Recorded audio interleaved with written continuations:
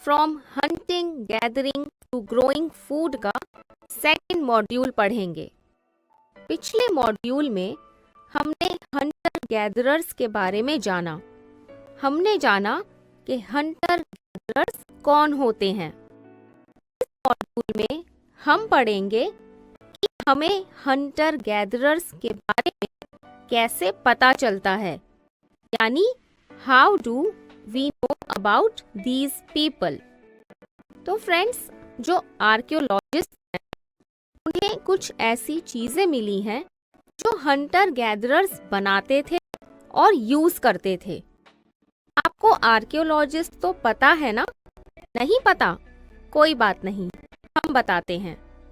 Archaeologists वो होते हैं जो ह्यूमन हिस्ट्री के बारे में पता करते हैं, एक्सकेवेशन यानी कि खुदाई करके। खुदाई करने पर उनको बहुत ईयर पहले जो चीजें यूज होती थी वो मिलती हैं मिट्टी में दबी हुई। तो कौन होते हैं आर्कियोलॉजिस्ट? यानी वो लोग जो एक्सकेवेशन के थ्रू ह्यूमन हिस्ट्री के बारे में पता करते हैं या कहीं स्टडी करते हैं।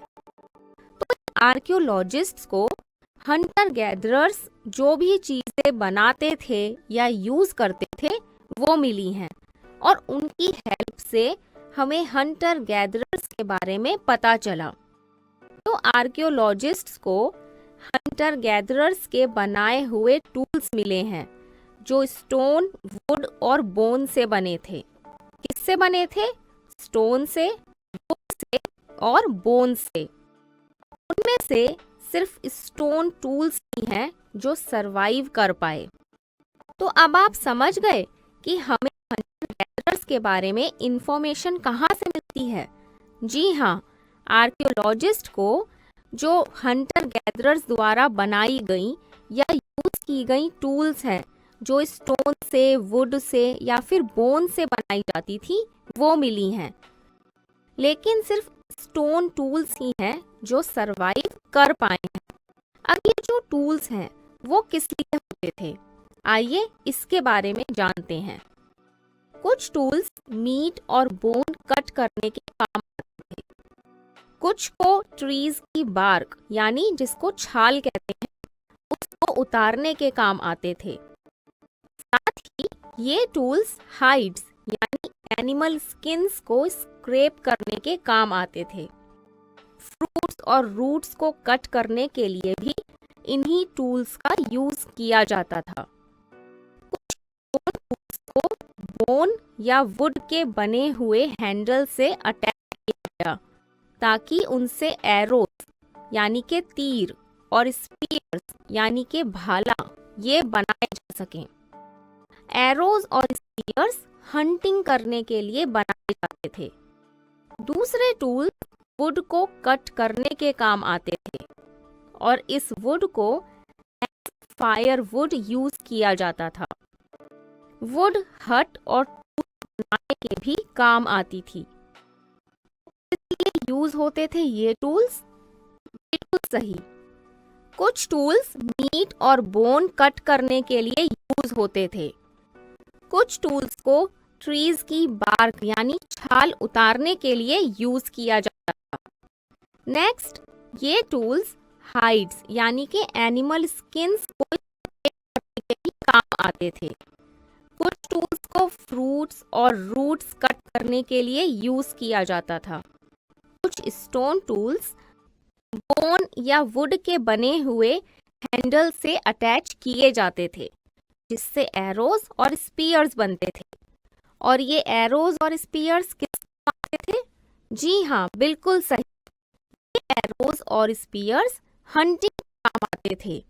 और हमने पिछले मॉड्यूल में पढ़ा भी है कि इन लोगों को हंटर गैदरर्स इसीलिए कहते थे क्योंकि इनका फूड अवेलेबल होता था हंटिंग के थ्रू और गैदरिंग के थ्रू। तो इसीलिए ये लोग स्पीयर्स और एरोज बनाते थे। इसके अलावा टूल्स को वुड कट करने के लिए भी यूज किया जाता था। इस वुड को एज फायर वुड यूज किया जाता था। वुड को हट और टूल्स बनाने के लिए भी यूज किया जाता था। अब आप जान गए कि हमें हंटर गैदरर्स के बारे में कैसे पता चला और उनके बनाए हुए टूल्स ये यूज होते थे। तो अब एक बार जल्दी से रिवाइज कर लेते हैं। हमने जाना कि आर्कियोलॉजिस्ट को कुछ टूल्स मिले जिससे उन्हें पता चला हंटर गैदरर्स के बारे में।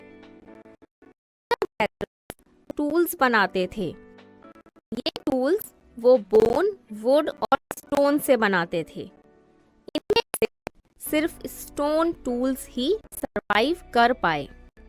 इन टूल्स को मीट और बोन कट करने में, फ्रूट्स और रूट्स कट करने में यूज किया जाता था।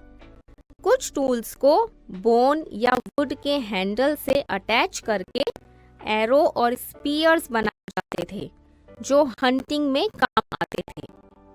कुछ टूल्स वुड चॉप करने में काम आते थे। इससे फायर वुड बनती थी। वुड से हट और टूल्स भी बनाए जाते थे। So now let's have a quick recap.